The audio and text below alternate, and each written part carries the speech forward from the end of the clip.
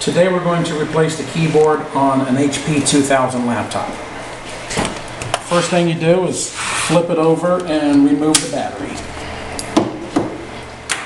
Then you'll have a screw here to remove this panel. After you pop out that panel, you'll have a screw here below the wireless card that has to be removed.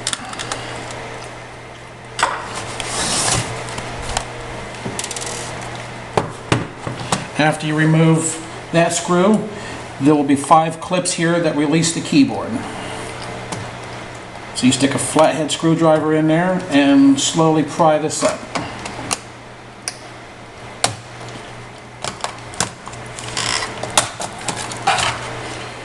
Then you'll remove the ribbon cable.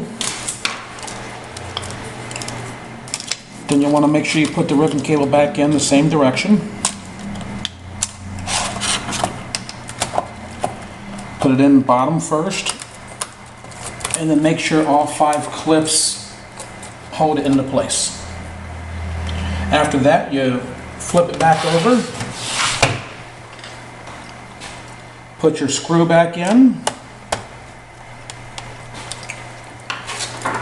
then install the panel back.